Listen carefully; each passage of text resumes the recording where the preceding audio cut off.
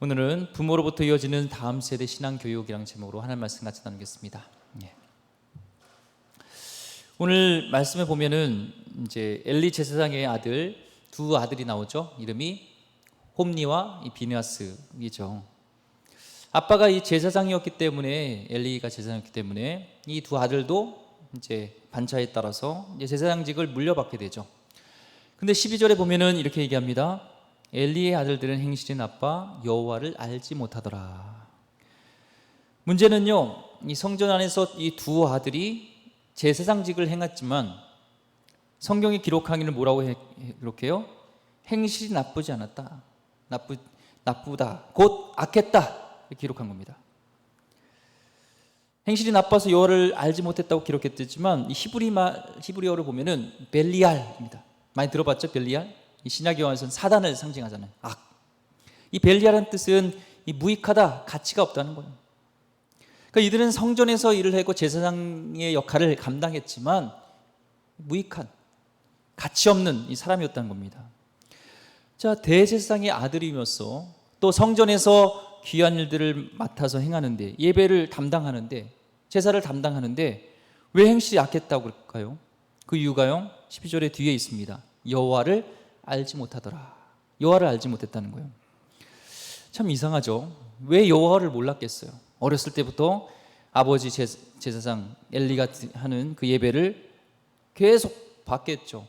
거기서 여호와에 대해서 들었겠죠. 쉴 새 없이 들었지만 하나님에 관해서, 여호와에 관해서는 들었지만, 알았지만 여호와에 대해서는 인격적으로 몰랐던 거예요. 비극 아닙니까? 어렸을 때부터 하나님과 가까이 있어야 될 그곳에 있었던 이 제사장의 아들 홈니와 비느하스가 결국 여호와를 몰랐습니다. 오늘 갑자기 이제 이 사무엘 얘기가 나오다가 이 엘리 제사장의 두 아들 얘기가 나오는 거는, 원래는 이 제사장 가문인 이 엘리 가문에서 홈니와 비느하스가 제사장 역할을 돼야 되는데, 사사가 또한 돼야 되는데, 사무엘이 이스라엘 마지막 사사로 왜 세워져 가는가라는 그 중요한 얘기가 이 3위 된 것입니다. 엘리의 제사장들이 어떻길래 그들의 반차가 아닌 이제 사무엘로 이어지는가, 이것을 우리가 성경을 통해서 알 수가 있죠.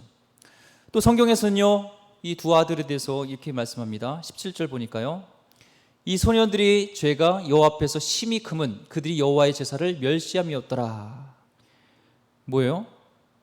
그는 제사를, 그러니까 예배를 멸시했다는 거죠.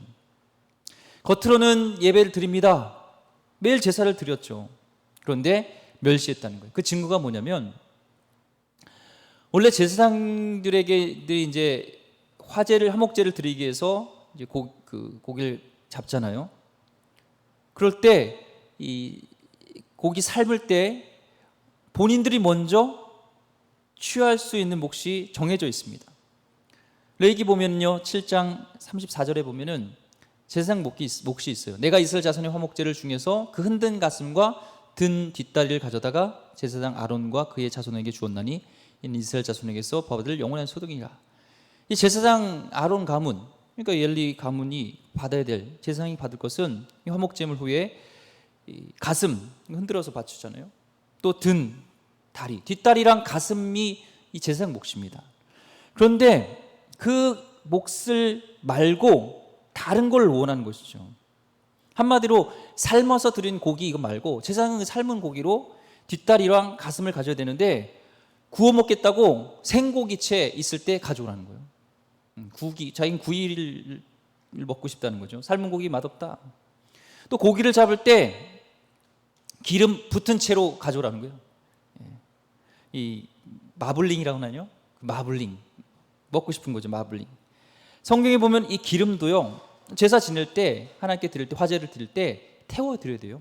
레위기 3장 9절에 보면요, 그는 그 화목제의 제물 중에서 여호와께 화제를 드릴지니 그 기름 곧 미골에서 밴 기름진 꼬리와 내장에 덮인 기름과 내장에 붙은 모든 기름, 그거는 향기로운 하나님께 드리는 향기가 된다는 거예요. 그 기름은 하나님이 다 받으세요. 그런데 그 기름 붙은 채로 그거 태우지 마, 다 가져. 맛이 있다는 거예요. 마블링 된 거, 삶은 고기도 아니고 구워서 이 고기채 마블링 된 거 먹겠다는 거예요. 기름진 걸 많이 먹었으니 얼마나 살쪘겠습니까?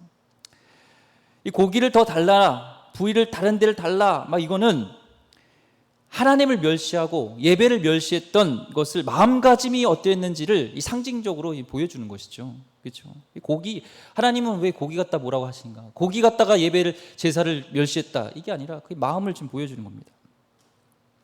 그래서 오늘 17절에, 2장 17절에 이 소년들의 죄가 여호와 앞에서 심히 크면 그들이 여호와의 제사를 멸시함이었더라. 정해주신 하나님 예배의 그 규율을 어겼다는 것이고, 그것은 하나님의 말씀을 업신여긴 것이고, 곧 그것은 하나님을 업신여긴 거예요. 여호와를 알지 못하니까 이 예배에 있어서도 그런 건 생각 없어요. 하나님께 드린다, 하나님 중심이 아니라 내 중심으로, 저 맛있는 고기네, 저 고기를 왜 태워, 저걸 왜 삶어, 내가 다 가져야지, 이러는 거죠 지금. 근데 문제는요, 이게 이 죄악이란 거예요. 왜 이 엘리 제사장의 이 자녀들, 성전에서 자라고 예배와 함께 살았고, 아버지가 제사장이면 어찌 보면 뭐 목회자 자녀 아닙니까? 중직 아들 아닙니까? 그런 자녀들이 왜 이렇게 됐는가라는 것을 우리가 좀 깊이 알 필요가 있습니다.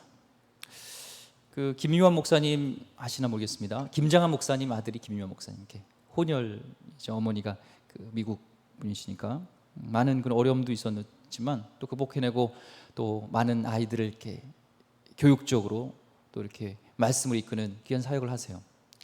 근데 그분이 쓴 이 삶으로 가르친 것만 남는다, 이 책을 보면요, 어렸을 때 이 김장 목사님이 굉장히 혹독했습니다. 이 지갑에서요 돈 5,000원을 슬쩍 한 거예요. 그랬더니 아버지가요 차에 타라는 거예요. 차를 타고 어딜 갔냐면 고아원에 갔습니다. 고아원에서 내려라 하고요, 진짜 아버지가 뒤도 안 보고 갔어요.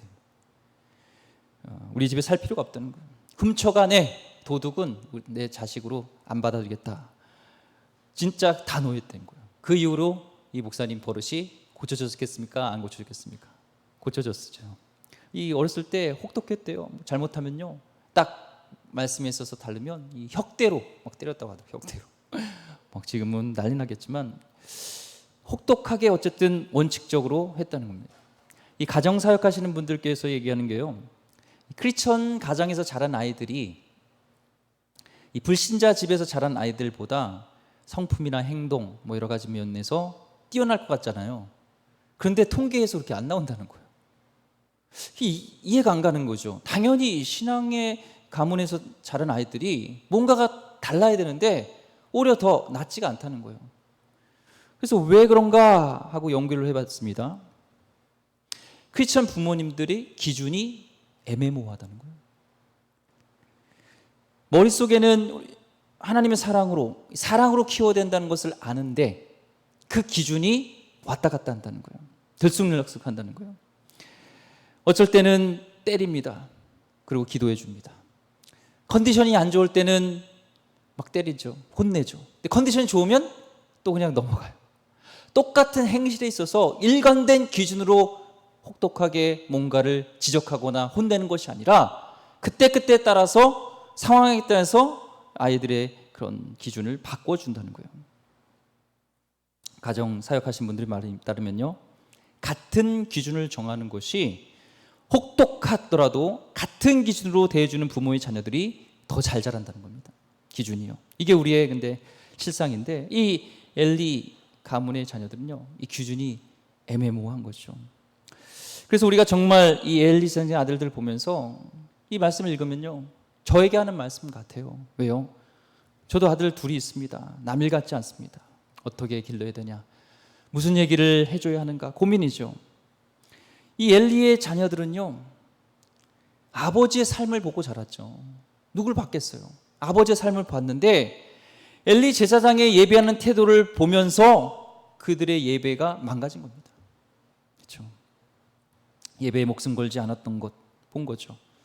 우리가 교회 오면서 예배 목숨 걸지 않는다면 왜 교회 오겠습니까? 예배를 소홀히 드리면 이 모든 것이 무너진다는 것을 우리가 볼 수가 있습니다. 하나님의 사랑은요, 우리 교회의 표어잖아요. 참된 예배로부터 시작해요. 예배자부터 시작되는 겁니다. 이 두 아들은요, 아버지 행동을 보고 자랐기 때문에 비슷한 행동이 나온 거고요.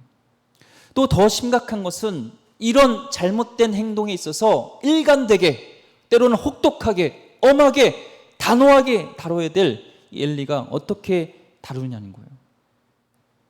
제대로 일 다루지 않으니까 여인에 더 나가서 성전에서 섬기는 여인들을 건듭니다. 우리 인간에 대해서 성성설이냐 성악설이냐 이런 말이 있습니다. 근데요, 성경은 한치의 갈등도 없습니다. 선악선입니다. 우리 이런 말 있잖아요. 바늘 도둑이 소도둑 된다. 그렇죠? 아닙니다. 성경에 의하면 그건 아닙니다. 작은 악이 큰 악이 되는 것이 아니라 우리는 태어날 때부터 악이 존재해요. 이미 우리 안에 큰 악이 있습니다. 그래서 그 악이요, 작은 것부터 드러날 뿐이지 우리는 작은 악이 큰 악이 되는 것이 아닙니다. 그 시작은 뭐예요? 성경에서 분명히 얘기해요. 하나님을 불신하는 태도, 하나님을 거부하는 태도, 하나님을 예배하지 않고 하나님을 주인으로 섬기지 않고 내가 주인 된 것부터 시작되는 것이 악의 시작입니다. 그 큰 악이 우리 안에 들어와 있기 때문에 작은 악들이 하나씩 나오는 거고, 이 엘리의 두 아들도 마찬가지인 것이죠. 하나님을 알지 못하니까 그렇게 악들이 나오는 것입니다. 우리의 악의 태도를 추적해 가다 보면은 그 근본 원인은 하나님을 멸시하고 하나님을 업신여기는 것이죠. 우리 교회 문제는요, 예배가 무너짐으로 거기서 시작됩니다. 하나님을 경외하는 것이 무너짐으로 예배를 소홀히 여기면서 거기서 달라진 것이죠. 예배가 공연인지 우리는 본질을 놓쳐서는 안 됩니다. 근데 대조적으로 이 사무엘은요, 18절에 보니까 사무엘은 어렸을 때에 세마포 에봇을 입고 여호와 앞에서 섬겼더라. 에봇을 입고 말씀대로 그대로 입고 성전에 있지만 어디 있든지 그는 하나님을 섬겼습니다. 두 아들과 달라요. 두 아들은 자신을 경배했고 자신의 이익을 따라 일했지만 이 엘리는요, 두 아들보다도 어렸을 거예요. 그런데 하나님을 섬겼습니다. 이게 달라진 것이죠. 지금 우리 방역지침 이제 4단계가 되어서 이 비대면으로 드리고 있습니다. 우리 만일 본당에서 예배를 제대로 드렸다면 절대로 우리는 이곳을 떠나서도 예배가 흩어지면 안 됩니다. 우리가 하나님 앞에 온전히 예배 드렸다면 어디서든 우리 삶의 태도는 바뀌지 않습니다. 왜요? 크리스찬은요, 인테그리티, 이게 중요합니다. 신실함, 성실함, 변함없는, 어디 있든지, 사무엘이 집에 있든지 성전에 있든지 국민 그 성도들과 있든지 백성들과 있든지 그는 어디서든지 기도하는 것을 쉬지 않았고 동일했던 것이죠. 우리는 우리 삶의 태도가 예배당에서와 달라졌다면 우리의 예배가 무너진 겁니다. 예배가 무너진 것이 어떻게 나타나요? 삶을 보면 나타나는 거예요. 지금 이 엘리의 두 아들은요, 하나님에 대한 경외감이 없고 그것이 나타난 것이 이제 예배에서 나타났고 그 예배가 무너지니까 삶에서 다 나타난 것이죠. 하나님은 이 하나님께 자녀를 다 드려서 온전히 섬겼던 이 한나의 가족에요, 또한 축복의 통로를 주셔서 오늘 말씀 중에 보니까 5 자녀를 허락하셨습니다. 그런데 엘리의 두 아들은 어떻게 됩니까? 법궤 가지고 나중에 장난하다가 전쟁터에서 다 죽습니다. 오늘 우리 같이 기도했으면 좋겠어요. 2가지를 놓고요. 주님, 제가 참된 예배자로 살겠습니다. 예배를 바로 드리는데 우리가 몫을 걸겠습니다. 놓고 기도했으면 좋겠고요. 2번째는 하나님, 우리 자녀들에게 삶으로 우리의 믿음을 전수해주는 부모가 되겠습니다. 이를 위해서 기도합니다. 엘리는요, 아무리 예배를 많이 드리고 제사장이었지만 두 아들에게 이 신앙의 유산을 삶으로 보여주는 것에서, 삶으로 전송하는 것에서 실패했다는 것입니다. 엘리가 아들들을 어떻게 했어야 돼요? 이런 듣도 보도 못한 엄청난 일을 들었을 때 그는 어떻게 해야 됐습니까? 오늘 22절과 24절까지 한번 보겠습니다. 엘리가 매우 늙었더니 그의 아들들이 온 이스라엘에게 행한 모든 일과 회막문에서 수종드는 여인들과 동침하였음을 듣고, 이런 듣도 보통 얘기를 들었죠. 그들에게 이르되 너희가 어찌하여 이런 일을 하느냐? 내가 너희 악행을 이 모든 백성에게 듣노라. 내 아들들아, 그리하지 말라. 내게 들린 소문이 좋지 아니하니라. 너희가 여호와의 백성으로 범죄하게 하는도다. 자식들의 그런 행위의 소리를 듣고요, 혹독하게 단호하게 얘기하지 않고 그냥 그러지 말라 한 거예요. 그냥 넘어간 거예요. 안 돼 얘들아 하고 끝난 겁니다. 그러니까 하나님이 얘기하시죠. 25절에 사람이 사람에게 범죄하면 하나님이 심판하려니와 만일 사람이 여호와께 범죄하면 누가 그를 위하여 간구하겠느냐 하되 그들이 자기 아버지의 말을 듣지 아니었으니 이는 여호와께서 그를 죽이기로 뜻하셨음이더라. 하나님께서 죽이기로 결심한 것은요, 손 쓸 수가 없다는 것을 지금 얘기하는 것입니다. 근데 또 사무엘은 또 대조적으로 말씀하고 있습니다. 26절에 아이 사무엘이 점점 자라며 여호와와 사람들에게 은총을 똑받더라. 홈리와 비냐스는요 점점 증오의 대상이 되는데 사람과 하나님 앞에 이 사무엘은 점점 하나님께도 사람에게도 사랑받고 은총받는 존재가 된다는 거예요. 바른 신앙의 습관이 달라진 것입니다. 홈리와 비냐스의 제사드리는 습관이 무너졌을 때, 나쁜 습관이 몸에 뱄을 때, 익숙해졌을 때 이런 모습들이 나타나고, 또 사무엘은 어렸을 때부터 성전에서 하나님을 섬겼던 그 모습이 나타나면서 하나님과 사람께 사랑받고 은총받는 것이 대조적으로 나타납니다. 우리는 예배를 어떻게 드리고 있는지 우리 습관을 한번 또한 점검해야 됩니다. 누가 예배를 경홀히 여기려고 하겠습니까? 목사님 저는 예배를 경홀히 여기지 않겠습니다. 그런데 문제는요, 우리가 매주 예배 드리다 보면 한 주 빠지는 건 어때? 또한 비대면 예배를 익숙해지면 어디서 드리면 어때? 맞습니다. 그러나 태도는 어떻게 됩니까? 우리의 습관은 어떻게 됩니까? 우리는 하나님을 향하여서 가져야 될 그 마음은, 경외심은 변함이 없어야 됩니다. 하나님을 향한 경외심이 없는데 어떻게 예배가 될 수 있겠습니까? 하나님을 향한 두려움이 마음이 없을 때 어떻게 참된 예배가 될 수 있겠습니까? 지금 뜻밖에도요, 엘리 제사장은 하나님에 대한 두려움이 없다는 겁니다. 우리 그리스도인 자녀가요, 신앙에서 자라지 못하고 왜 신앙에서 떠나냐? 이 질문이요, 오늘 이 말씀에서 우리는 볼 수가 있습니다. 오늘날 교회 문제가요, 고스란히 담겨져 있습니다. 이 시대의 다음 세대가 어머니의 신앙을 이어받을 수 없게 된 것에 대한 부모 세대가 하나님보다 더 중요하게 여긴 것이 있다는 것을 가르쳤다는 거예요. 하나님을 향하여서 마음과 뜻과 정성을 다하여서 목숨을 다해서 사랑하는 게 아니라 돈과 권력과 인기를 마음과 뜻과 목숨을 다해 사랑하는 것을 자녀들이 부모로부터 보았기 때문에 무슨 얘기를 하더라도 하나님은 그때부터 귓전에 들리지 않습니다. 간단한 얘기죠. 부모가 하나님을 목숨 다해 사랑하지 않는데 어떤 자녀가 하나님을 그렇게 사랑하겠습니까? 우리는 교회 나오면서 내가 목사다, 내가 장로다 되면 좋은 신앙이 아니라는 것을 우리는 다시 한번 봐야 되고, 하나님을 얼마나 우리 사랑하고 경외하는 마음으로 우리가 예배했는지 다시 한번 돌아봐야 될 줄 믿습니다. 이어서 결과로 하나님께서 이 엘리 집안에 저주를 내기로 결정했다고 말씀하고 있죠. 27절부터 29절까지입니다. 하나님의 사람이 엘리에게 와서 그에게 이르되 여호와의 말씀에 너희 조상의 집이 애굽에서 바로의 집에 속하였을 때 내가 그들에게 나타나지 아니하였느냐? 이스라엘 모든 지파 중에서 내가 그를 택하여 내 제사장으로 삼아 그가 내 제단에 올라 분향하며 내 앞에서 에봇을 입게 하지 아니하였느냐? 이스라엘 자손이 드리는 모든 화제를 내가 내 조상의 집에 주지 아니하였느냐? 너희는 어찌하여 내가 내 처소에서 명령한 내 제물과 예물을 밟으며 내 아들들을 나보다 더 중히 여겨 내 백성 이스라엘이 드리는 가장 좋은 곳으로 너희들을 살찌게 하느냐? 여기서 지금 하나님께서 엘리 제사장에게 다른 선지자를 통해서 문제의 핵심을, 문제의 본질을 정확히 얘기해 주고 있습니다. 모든 예배를 주관할 수 있는 그 특권을 주었음에도 불구하고 너희들은 어찌하여 예물과 제물을 짓밟으며 예배를 흩으며, 더 중요한 말씀입니다, 아들들을 나보다 더 중히 여겼느냐는 거예요. 아들들을 하나님보다 더 중히 여겼다는 거예요. 자녀들의 신앙을 잃게 한 이유가 뭐예요?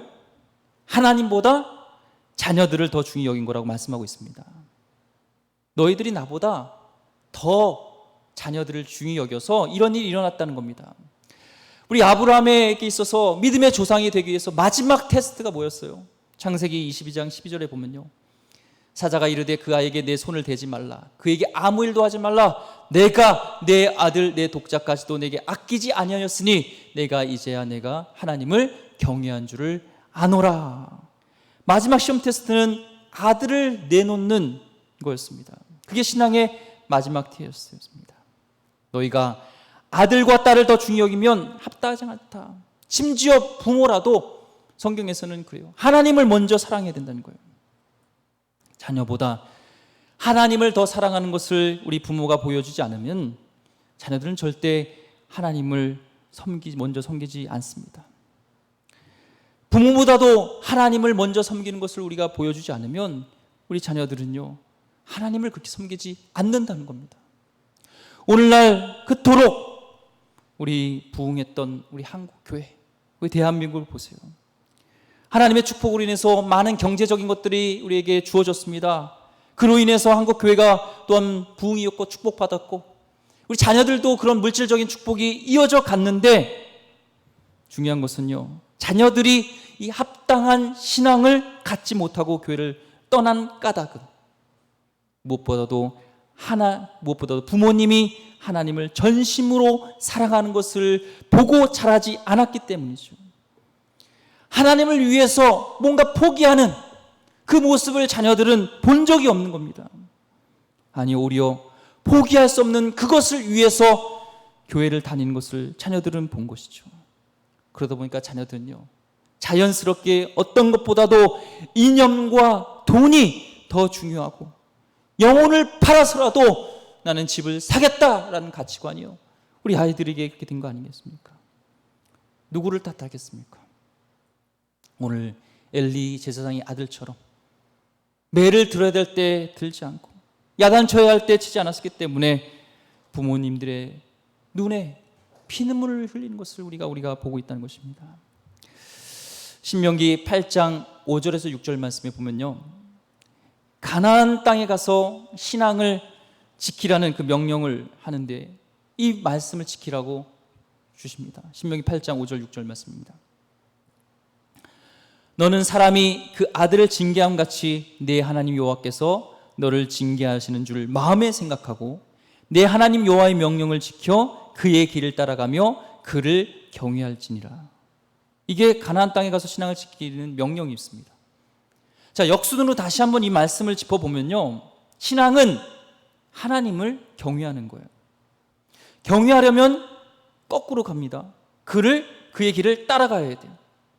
그의 길을 따라가려면 하나님의 명령 말씀을 지켜요. 그리고 자녀들에게 하나님의 명령을 지켜야지면 어떻게 됩니까? 하나님께서 징계하신다는 것을 분명히 자녀들에게 알리라는 거예요. 자녀들에게 이것을 가르치라는 것이 이 가나안 땅 하나님 백성으로서 살아야 될 하나님께서 주신 명령이었습니다. 우리는 아무리 시간이 걸리더라도요, 우리 다시 신앙의 본을 보여줄 곳은 가정으로 다시 돌아가야 됩니다.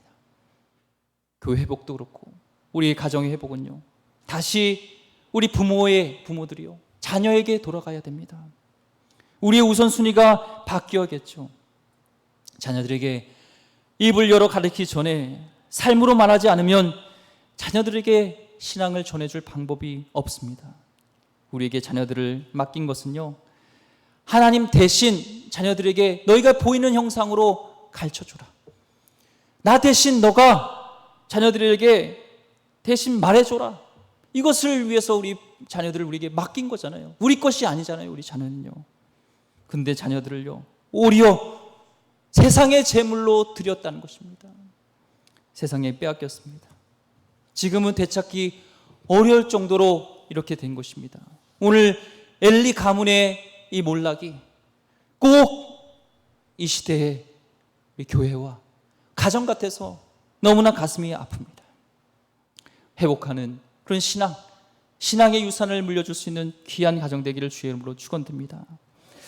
마지막 36부터 36절 보고 말씀을 정리하겠습니다.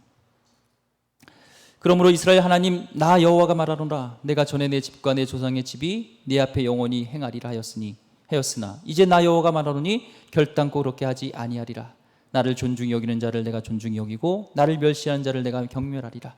보라, 내가 내 팔과 내 조상의 지파를 끊어 내 집에 노인이 하나도 없게 하는 날이 이를지라. 이스라엘에게 모든 복을 내리는 중에 너는 내 처소의 환난을 볼 것이요 내 집에 영원토록 노인이 없을 것이며 내 제단에서 내가 끊어버리지 아니할 내 사람이 내 눈을 세잔하게 하고 내 마음을 슬프게 할 것이요 내 집에서 출산되는 모든 자가 젊어서 죽으리라.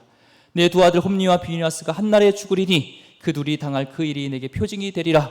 내가 나를 위하여 충실한 제사장을 일으키리니 그 사람은 내 마음 내 뜻대로 행할 것이라. 내가 그를 위하여 견고한 집을 세우리니 그가 나의 기름 부음을 받은 자 앞에서 영구히 행하리라. 그리고 내 집에 남은 사람이 각기 와서 은 한 조각과 떡 한 덩이를 위하여 그에게 엎드려 이르되 청하노니 내게 제사장의 직분한을 맡겨 내게 떡 조각을 먹게 하소서 하리라 하셨다 하니라. 자, 이제 판결이 내려졌습니다. 아들들을 하나님보다 더 중히 여겼던 그 결과로 더 이상 이제는 아론의 이제 후손에는 자동으로 대제사장이 되지 않겠다는 겁니다. 이젠 더 이상 이 혈통에서 제사장이 나온 것이 아니라 이제 멜기세덱의 반차를 따라서 사무엘이라고 우리는 알지만 더 나가서는 예수 그리스도를 통해서 구원의 섭리를 이루시겠다는 그 예언의 말씀이 같이 내포되는 것이죠. 엘리 집안은 이제 어떻게 처벌을 받아요? 내 팔과 조상의 지파를 끊어버리겠다.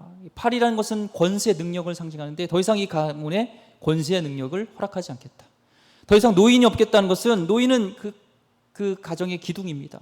신앙의 유산을 이어줄 그런 것을 지키게 할 뿐이 노인인데 그 노인이 없다는 것입니다. 그리고 홈리와 비누아스가 같은 시간에 죽게 된다라는 것을 지금 말씀하고 있습니다. 오늘 두 가정의 얘기를 들으면서 우리는 남일이라 생각하지 않아야 됩니다.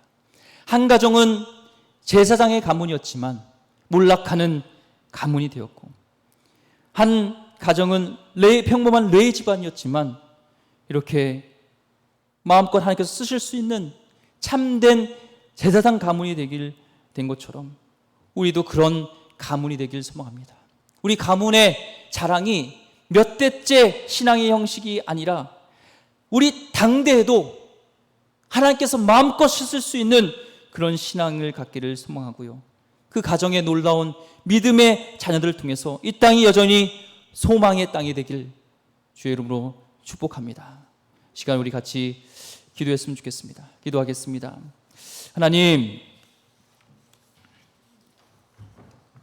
우리가 하나님 예배에 있어서 하나님을 경외하는 마음으로 예배하기를 원합니다. 하나님, 우리의 신앙이 우리 자녀들에게 흘러갈 때 우리의 삶을 통해서 그들이 전달되길 원하고, 하나님, 정말 내가 무엇보다도 하나님을 사랑하고 이 세상의 무엇보다도 목숨보다도 하나님을 사랑하는 것이 우리 자녀들에게 흘러갈 수 있도록 주여 함께하여 주시고, 그동안 부모로서 우리에게 맡겨진 자녀들을 말씀으로 양육하지 못하였고 하나님을 경외하지 못하게 했던 것이 있다면 용서하여 주시길 원하며, 다시 한번 하나님 우리 가정을 회복시켜 주옵소서. 찢긴 가정을 회복시켜 주시고 우리 자녀들을 살려주시고 저 영혼을 불쌍히 여겨주시사 세상에 뺏기는 재물이 아니라 하나님께 영광이 드리는 귀한 자들 될 수 있도록 주여 살려주시옵소서. 귀하신 예수 그리스도 이름으로 기도드립니다. 아멘. 우리 찬양 부르시면